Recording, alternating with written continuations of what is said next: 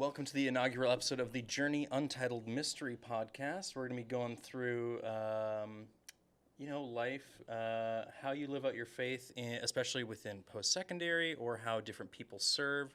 Inaugural episode, we have the wonderful Geoff Stewart here. This is so fun. How's it going, brother? Yeah, I'm good, man. I'm glad you and I get to have a conversation. They get to just watch us talk. We get to hang out. I like That's it. the best part about podcasts. It's like you have a bunch of homies, and then you're there along for the ride. I don't have a lot of homies these days, but yeah. Come on now. Well, you got your homies down at the Home Depot? Home Depot. Yeah, Winnie and I are going down there all the time. Podcast The Ride. Oh, yeah. I wish I could see those guys in real Come life. on now. Do you know that Winnie's got homies at the Home Depot? Really? Yeah, got people that love her there. They No always way. look forward to seeing her. I always remember my aunt used to be like a manager at a Home Depot, fun fact. And I would always go and do like little kids activities where you like build a birdhouse. Mm-hmm. That's always a Those great are all time. suspended due to COVID. Wah, wah, wah. All right, mister, you got a long list of accolades. Okay, talk to me. You're a youth pastor, a father, a handyman, Disney enthusiast, an excellent communicator. Come on now. All right. Okay. I like those. Those are nice things to say. Thank you. Something I do want to point out, you're a Disney enthusiast. Yes, it's true. Disney's great at creating great atmospheres. Mm-hmm. What part of ministry, where does atmosphere slot into there? What's the important part about a good atmosphere in ministry? Yeah, I think that's a good question. So these are the things that I would say you should always have a why for everything you do, right? You should have a why if you're hosting a party, if you're having people over, if something exists in a space, it should have a reason for being. Totally. A raison d'etre. Mm-hmm. As Natalie would say. As the Natalie would say in Quebec. But I mean, that matters for ministry too, right? It's like, if you were to walk into Journey and there's Gaga Ball there, you might be a high school student and be like, why is there Gaga Ball here? Well, here's why there's Gaga Ball there, is because it's always important to create things for people to participate in or to watch. So if you put yourself in the shoes of like a 7th grader coming to Journey for the very first time, they don't know anybody, maybe they don't feel comfortable talking to anybody. Having Gaga Ball there means that they can watch something happening as opposed to walking into an open space and being forced to socialize. So you give people varying comfort levels to like engage with things. That's why when we do a 7-night, typically there's different activities for different people. And what appeals to a 12th grader might not appeal to a 6th grader. And what appeals to an 8th grader might be different than another 8th grader. Absolutely. And so, yeah, for me, it's like a place you walk into should feel comfortable. It should feel safe. And you should feel like no matter if you're like super social or like really shy, that, I can be as exposed or unexposed as I want to in the sense of like where I'm in the room. And I can also find something to do or to watch other people do. Yeah, you want to create an environment that where all the puzzle pieces can fit. Yeah, and the same goes like, when I'm at my house, is there things for people to do that like activities, or is there places for people to sit? The glory of your backyard knows no bounds. Camp Tulip, baby. Oh, my. Okay, what up? This is a little fun fact. I'm not sure if many people have known this story now. You lived in New York for a summer. Yeah, when I was 20. When was it? It was just a summer, though, right? Yeah, 4 months, yeah. And you worked at an Old Navy up in the Canada. Yeah. Asked for a transfer, went down there. What were the steps leading up to that decision? Yeah, so I'm a firm believer that if you tell enough people you're going to do something, you have to do it. Right. And so I was working at Old Navy. I was 2 years into my post-secondary education, and I knew about this program called Student Work Abroad through Travel Cuts. So it was like I don't even know if they have it anymore. It was at SFU when I was there. And so you could go and apply for a student work abroad swap. Right. And you could get a temporary work visa to work in another country. So I was like, okay, well, this is interesting. Some of my other colleagues that worked at Old Navy were going to go to the UK and work for the Gap in London. I thought, that's amazing. But I also wanted to get my school done. They weren't going to school. And so I prayed a lot about it. I was like, what would it be for me to like get out of my comfort zone?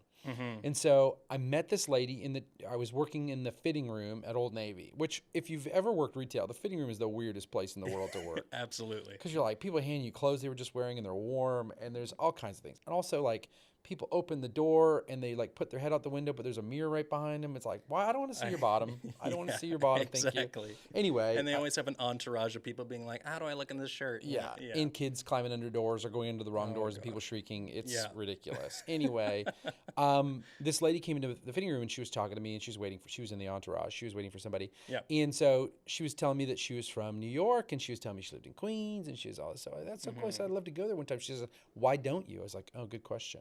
And I knew it was always my dad's dream to go to New York. My dad, growing up, loved David Letterman. Right. We always watched David Letterman. He would record it on a VHS. Look it up if you don't know what a VHS is. He would record the show on a tape, and then we would watch it. On the weekends, we'd watch episodes of David Letterman with him. Anyway, so I knew it was important to my dad to go to New York, so it became important for me to go. And so I went to student work abroad. I applied for a visa. I went to my boss at Old Navy. I said, I would like to call the store in New York City. And they said, okay, we'll set this up. They emailed the store for me, said this guy's a good employee. So I transferred and was working at the Old Navy on 34th Street and across from the big Macy's where the balloons go by on Thanksgiving in the parade. From the upstairs was 5 floors. The upstairs floor was kids. Through the skylight, you could see the top of the Empire State Building. So it was like right in the middle of Manhattan. That's wild. And so for me, it was like this crazy, like I'd never really traveled alone, let alone pack my bags, flew to New York City, got out of a plane, got there. I found a room like the internet was pretty primitive then. I found a room to rent from a guy who turned out to be a super nice guy. He was a physiotherapist somewhere in New York. And he picked me up at the airport and then like, I've never been. So he's like, let's go for a drive through the city in his convertible. Hey now. And so we're like driving through. I'm jet lagged. I don't know what's going on. And I'm like, I'm in New York. I'm going through Times Square in a convertible. I was like, what is happening? So we settle into my house way outside the city. Right. In Woodhaven, Queens. And checks me into my room. And that was it. I was in like basically I had a bedroom barely bigger than a walk-in closet. And that was my home for 4 months. What was the biggest takeaway for you during that time? Yeah, like I'd been a Christian for, I don't know, 3 years at that point, 4 years. Became a Christian in high school. Yep. And so for me, like moving to a place I'd never been before, I think living here, like I rarely really, we talk about needing God and relying on Him. Totally. It wasn't until I was actually in a place where I could feel legitimately unsafe, where I legitimately didn't like know where to get things. I couldn't just Google it. There's so much uncertainty. Yeah, it was 2003. Most of you weren't born. And so I was like, there was a lot of uncertainty. I just felt like I didn't know anybody. I didn't have the safety nets of, I could just drop by my parents' place. Totally. I could drop by so-and-so. I mean, my parents helped me like financially if I got stuck. But, I was working full time and having lots of fun. But I didn't make a lot of friends. Like I was moved to a new city. Everyone had their social circles. And so for me, it was like I spent a summer alone. Yeah. For the most part. And it was awesome. Like I'd never spent a lot of time alone. I'm a very social person. I like being around people. Yes. And so for me to have that summer, I grew in my faith. I went to church by myself. I had to find a church. I was reading my Bible all the time. I was out out walking every night. I was out just enjoying and it wasn't like I could be on my phone. I had a Nokia cell phone. The most thing it had on it was the game Snake. So I played Snake on the subway. Yep. And I would read the newspaper. It was just a different rhythm of life for me. Like I didn't have those things. So much like how some within camp ministry gives you a chance to break away from your normal. This was kind of an opportunity for you to enter into a new mode of being, so you could re-explore your faith. Yeah, I felt like I grew in my faith. I was writing letters to a girl back home. Hey now, who I know I'm married to. Hello. Heyo. And yeah, my dad came and visited. My dad and my brother came and visited, so I took a week off work and showed them around. My dad's 72 now, and my dad's in a long-term care facility, and I went to visit him the other day, and I've talked lots about my dad, but we're talking about some trips we've been on and taking him lots of places on his bucket list because my dad's in a wheelchair, so he relies on us to get him places when he wants to go there. And he said that trip to New York was his favorite vacation of his whole life. Wow. And so that's awesome. To get to go, we got tickets to David Letterman. My dad got to see he loved David Letterman. If you don't know, is like Jimmy Fallon, but for my dad's generation. And so he was in awe that he got to see his hero. He got to go to the studio he dreamed about going to. And so he got to see all these things. He loved it. And so it was a really formative season of my life where I just came back. I'd been a youth leader for a couple years and then came back and went back to school and headed kind of towards graduation. I was 2.5 years from being done my undergrad. Nice. You just mentioned being a youth leader. You are now a youth pastor. You've been also in a bunch of other leadership roles. I would assume it's easier for you to live out your faith being a youth leader or a youth pastor, but you also managed a Kermac collision where Kermac cares for kids. They do. I think they say they do. What was it like living out your faith within that role? Yeah, I mean, I'm so thankful. Like any job I've had, I'm a classic overdoer. And I would recommend no matter what part-time job you have, what you're doing, I think any job worth doing is worth doing well. And I feel like for me, when I read the scriptures, and I read the Bible and I hear about like the way that we work as a worship to God. So for me, the effort that I put in, no matter what it is. When I was a kid, they would like get an assignment, write out the numbers 1 to 200 on this like piece of paper. Barf. Right? It was like, learn your numbers. Yeah. I was like, heck no, I'm going crazy. I wrote like the numbers. I got this, it was like on a roll of paper, of toilet paper, and you got these sheets and you photocopy. My mom worked at a TV station, so we'd go there on the weekend. She'd have to do work, and I would run a bunch off the photocopier, and I'd write them. I wrote like the numbers like 1 to like 7,500. I would do everything extreme, everything amazing. well beyond what was asked of me. Totally. So any job that I had that I would like, I worked at Old Navy, but I was like, I'm going to do my best. Well, when you work hard, you do your best. Not only do you get rewarded, You get to go to New York. Get to go to New York. When I worked at the movie theater, I got this award they hand out when I worked at for famous players before it was part of Cineplex. I was the second or third person in the history of the company to get this platinum award. I was like 17. They sent me to Toronto. They drove me in a limo from Toronto to Niagara Falls. No like way. I'm 17 years old, like going, like getting wine, not wined and dined. There was no wine. I was 17, but I was getting dined out at fancy restaurants in Toronto, like as like a high school student. It was awesome. And so but I was able to live out my faith because like after I left Old Navy, I went and worked at Montana's. I was server. It didn't take me long to basically be the head server. The classic Montana's birthday song and I wrote Montana's birthday songs. And so I'd be the one putting a hat on your head when we worked there. You could put a pie in the face of somebody on their birthday. People didn't like that. But people knew I was a Christian. They knew I was living out my faith. That's awesome. A girl I worked with passed away, had a heart attack, like out of nowhere.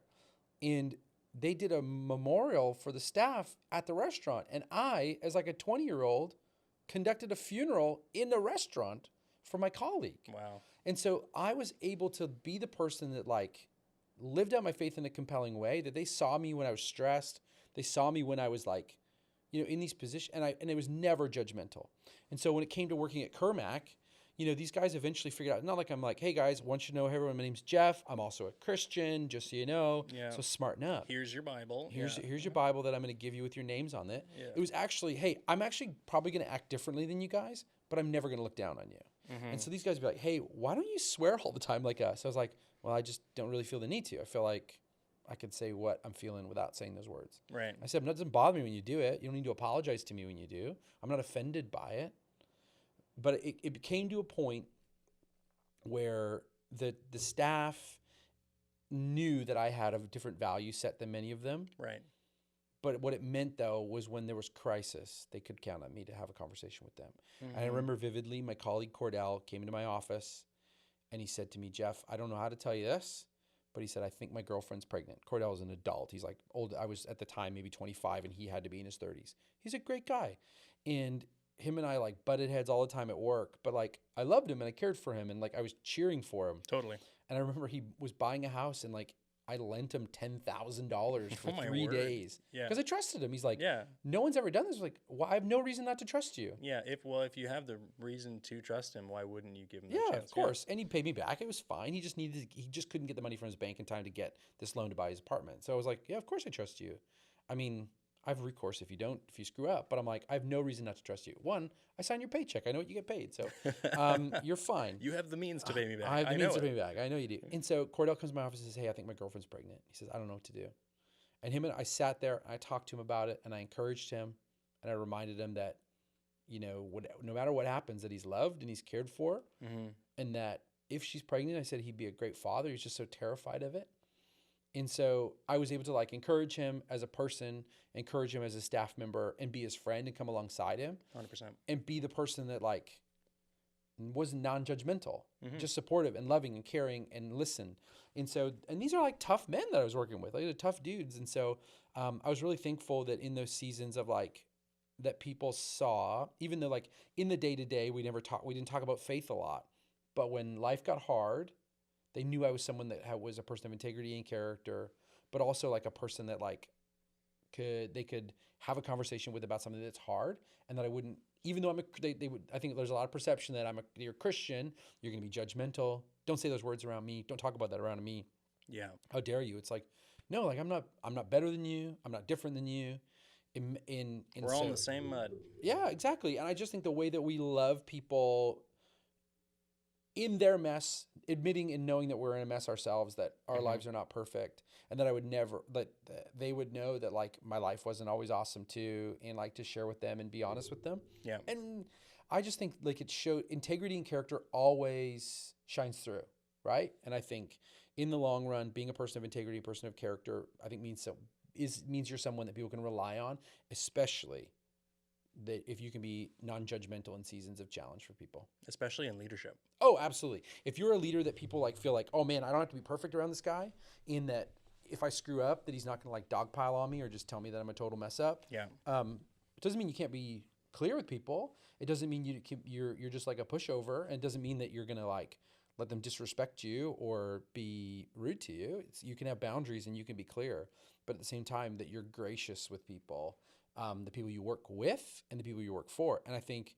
man, if like those experiences taught me anything, is like being a follower of Jesus makes me a better employee and makes me a better employer and makes me a better boss and makes me a better colleague to someone that's on my level, above me, below me, whatever it happens to be.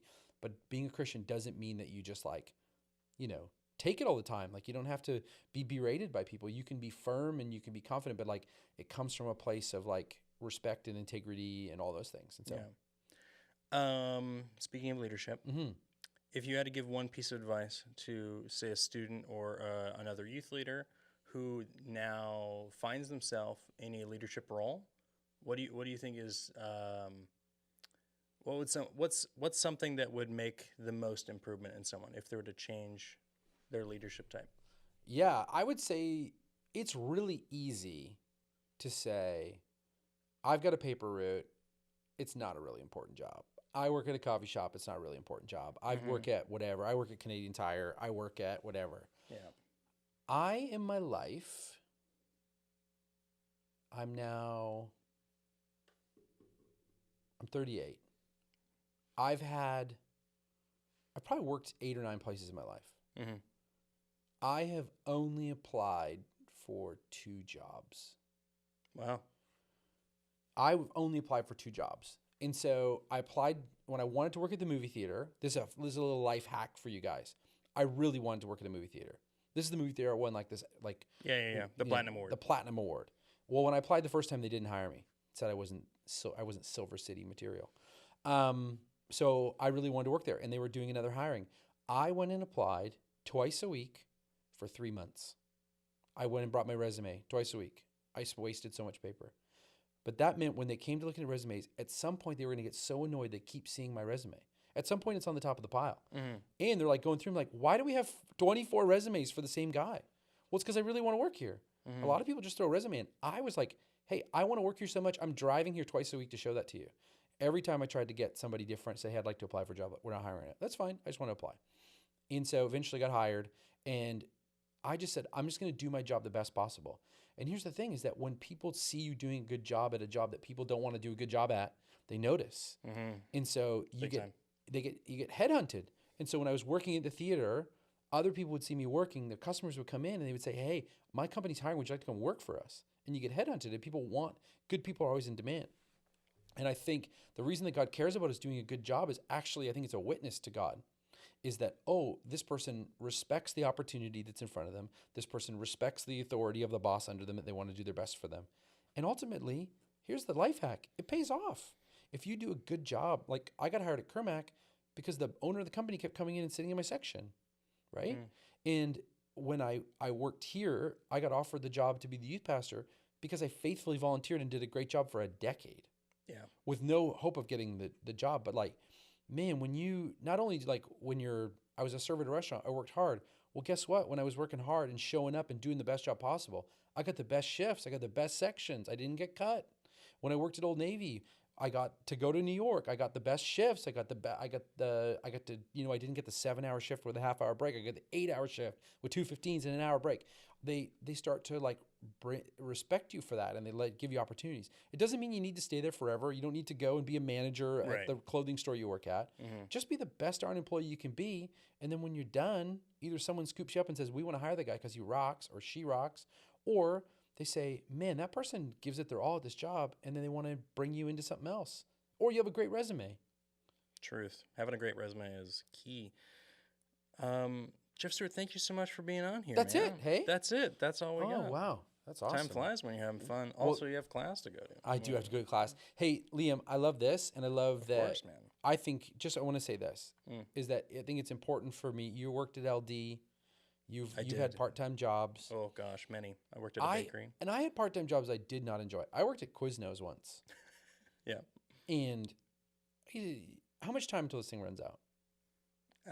Pretty quick, but... Okay, I worked at Quiznos. It was rough. Not that Quiznos was bad. You always just smelled like bread. And I always managed to cut myself. But man, even though I didn't like the job, there were still customers coming in that wanted to have a good sandwich. So why would I let my bad attitude about my job make their day worse? Totally. I had the chance every day to make someone's life better. I had the chance every day to make someone's experience better. And when I worked at the auto body shop, even though it's like nobody wants to be your customer. Who wants to get in a car accident? Nobody. If it's like going to the dentist. Nobody wants to be there. But you have the opportunity, no matter what you do, if you work at a coffee shop, you work at a clothing shop, whatever it happens to be, to go over and above to say, man, someone came in here. I don't know what they're coming from. I don't know what they're going through. I don't know what their relationships are like.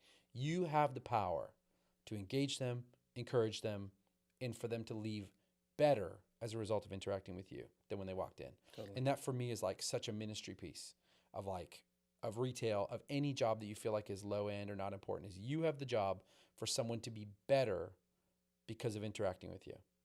No matter what you're feeling that day, you have the opportunity to inform and shape the rest of someone's day. What a Absolutely. Gift from God that you might have that opportunity. Or like when people come in specifically for you, that's when you know you're... Oh, really yeah, man, you're the expert. Or they're like disappointed when you can't serve them. They're like, oh man, I want to sit in so-and-so section. I want him to make my coffee or her to make my coffee. Yeah. It matters. And now all of a sudden you start being like someone they look forward to seeing. And at some point they're going to say, man, well, there's something different about you. What is it? Actually, this job for me is more than a job. It's more than a paycheck. This is my opportunity to live out my faith. This is my ministry. And I actually look at it and say, man, what a gift it is to me that I get to make your life better. I get to make your day brighter. What a gift from God that we have that power to do that. Absolutely. There you go. That's all I got. Sweet. Sir, thank you so much. Hey, thanks for having me, Liam. You can keep up to date with the goings-on of Camp Tulip on Instagram now, right? Oh, yeah, absolutely. Exciting. Lots happening at Camp Tulip these days. Very exciting. Well, thank you so much. We will hopefully chat again soon. Bless up. Love you, Journey. Bye. Have a good one.